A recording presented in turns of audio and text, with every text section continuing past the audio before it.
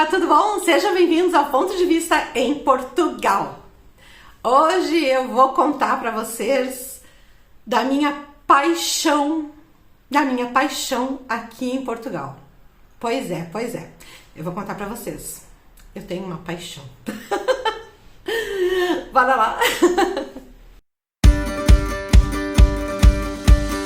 Gente, é o seguinte, eu tenho uma paixão luso-brasileira. Luso-brasileira, tá? É o filho de um português, mas que nasceu no Brasil, no Rio de Janeiro. E eu tenho uma paixão por ele faz, muito tempo.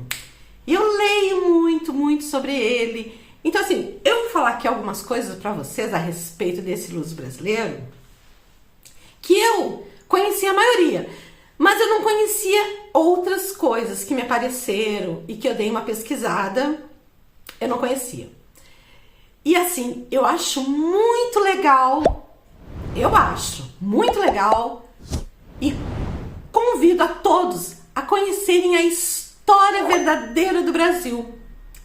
Aquela história que nunca foi contada e que a gente tem que saber. Então hoje eu vou contar de forma bem rapidinha aqui algumas coisas sobre Dom Pedro II. Dom Pedro II, pois é.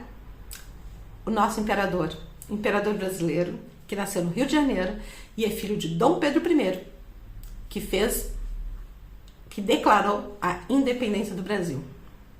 Quero falar sobre isso com vocês, sobre Dom Pedro II. Bom, vocês sabem, né, que a família imperial, ela foi colocada para correr do Brasil. Foram pro exílio. O exílio foi onde? Em Paris. Vocês sabiam que no mínimo 3 vezes por semana Santos Dumont ele almoçava com a princesa Isabel, porque a princesa Isabel era filha de Dom Pedro II. E o nosso Santos Dumont, eu acho que ele tinha uma quedinha pela princesa Isabel, sabe? 3 vezes por semana, no mínimo, ele estava lá em Paris, almoçando na residência dela. Olha só que interessante. Sabe a ideia do Cristo Redentor ser lá na Montanha do Corcovado? De quem foi essa ideia? Vocês sabem? Da princesa Isabel. É, ela que teve essa ideia de colocar o Cristo lá na Montanha do Corcovado. Pois é. Gente, a família imperial não tinha escravos. Não. Todos que trabalhavam para a família real, eles eram alforriados e recebiam salário trabalhando para a família real em todas as casas, em todos os imóveis que a família real tinha no Brasil. Eles não tinham escravos, não. Legal, né? Gente, Dom Pedro II tentava alforriar todos os escravos do Brasil desde 1848. Ele brigava com o parlamento para conseguir alforriar os escravos. Sabe quem que não deixava? Pois é, os fazendeiros. Os grandes fazendeiros, é claro, né? Eles não queriam ter o custo de ter que pagar a mão de obra, então eles queriam. Então é assim, foi uma briga que durou muitos anos. Isso começou em 1848, essa briga do Dom Pedro II com o parlamento lá no Brasil. Dom Pedro II falava 23 idiomas.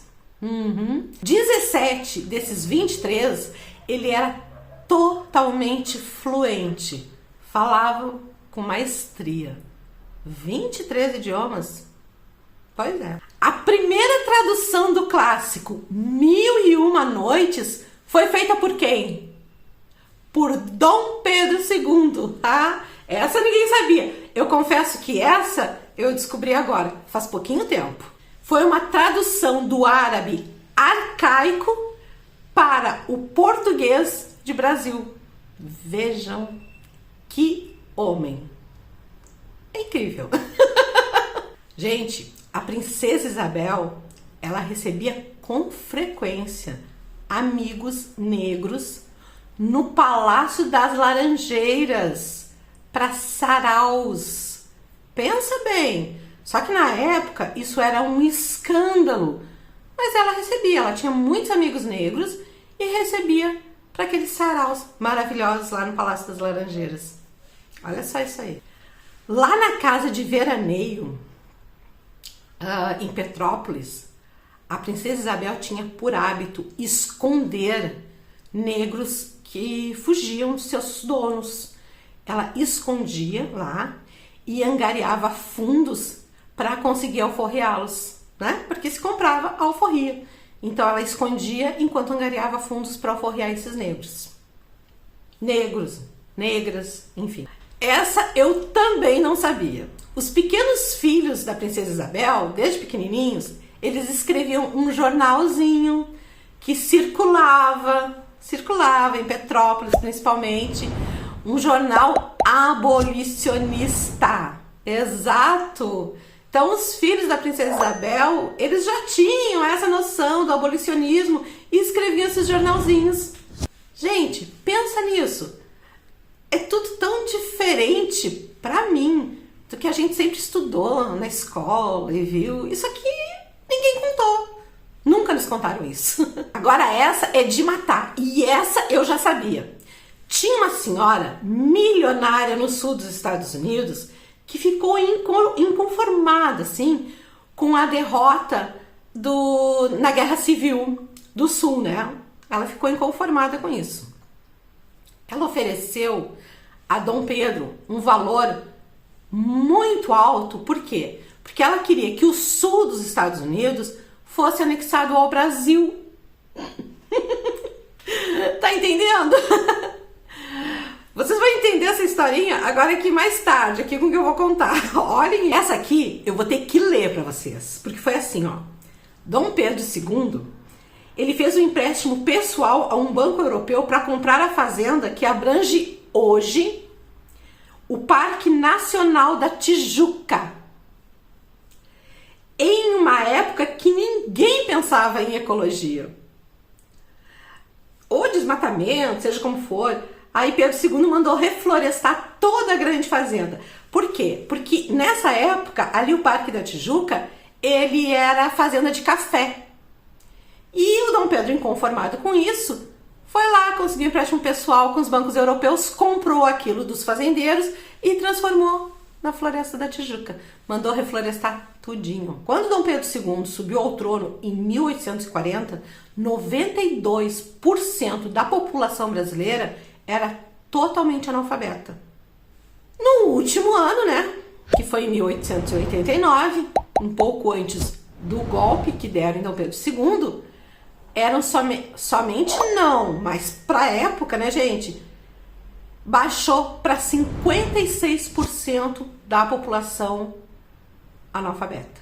Olhem só, de tanto que ele investia em educação, que ele procurava, principalmente o colégio Dom Pedro II, que todo mundo conhece. Gente, a imperatriz, a esposa de Dom Pedro II, a Teresa Cristina, é ela quem cozinhava para a família, com o auxílio de uma outra empregada, que era paga, era salariada, óbvio, né? Mas ela que fazia questão de cozinhar para a família. Muito fofo. Agora, essa vai aí, ó.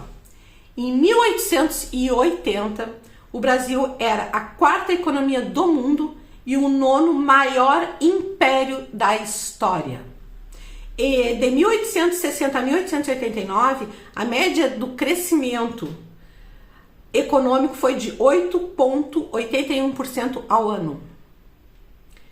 Em 1880, eram 14 impostos, gente. Atualmente são 98. A inflação tinha uma média de 1,08% ao ano. O Brasil tinha a segunda maior e melhor marinha do mundo. Só perdia para a Inglaterra. O Brasil foi o primeiro país da América Latina e o segundo país do mundo a ter ensino especial para deficientes auditivos e visuais. O Brasil foi o maior construtor de estradas de ferro do mundo, com mais de 26 mil quilômetros. Imprensa era livre, tanto para pregar ideal republicano, vejam bem, para pregar o ideal republicano, quanto para falar mal do nosso imperador. Diplomatas europeus e outros observadores estranhavam a liberdade dos jornais brasileiros. Mesmo diante desses ataques, Dom Pedro II se colocava contra a censura. Imprensa se combate com imprensa, dizia Dom Pedro II. O maestro e compositor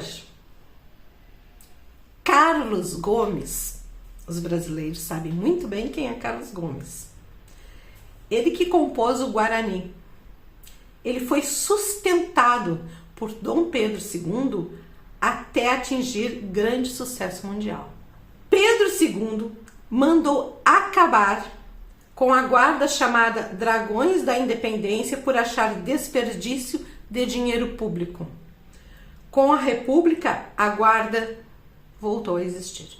Em 1887, Pedro II recebeu os diplomas honorários de Botânica e Astronomia pela Universidade de Cambridge. Ele gostava muito, né? Aí, isso aqui eu acho assim, muito, sei lá, muito, sei lá. A mídia, ela ridicularizava a figura de Pedro II por usar roupas extremamente simples. E o descaso no cuidado e manutenção dos palácios da Quinta da Boa Vista e de Petrópolis. Pedro II não admitia tirar dinheiro do governo para tais futilidades.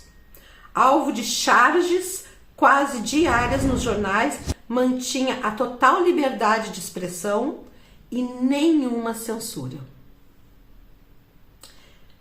E essa aqui me deixa bastante triste, mas eu já sabia que Dom Pedro II andava pelas ruas de Paris em seu exílio, sempre com um saco de veludo ao bolso, com um pouco de areia da praia de Copacabana.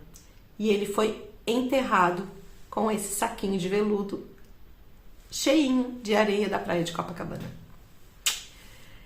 Então, por que quando eu digo para vocês que o que aconteceu no Brasil foi um golpe do então conhecido como o primeiro presidente republicano do Brasil, que foi o Marechal Deodoro da Fonseca, vejam como é real. Porque Dom Pedro II, ele tinha muito essa questão republicana nele, sabe? Como eu já disse aqui, ele sabia que isso ia acontecer em breve e seria uma transição, ele queria fazer essa transição de uma forma tranquila, tá? Mas ele dependia também do parlamento. Mas aí o que eles fizeram? Eles acharam melhor ir lá e dar um golpe em Dom Pedro, pegar ele, toda a família dele e botar para correr. Mas vejam como o Brasil tinha tudo, gente, absolutamente tudo, para ser a maior potência do mundo nos dias de hoje. Aí que eu digo, quando a gente conhece a história, a gente entende muita coisa. As coisas que começam mal, terminam mal também. E a República foi uma dessas. Tá bom? Então, beijinhos e até a próxima!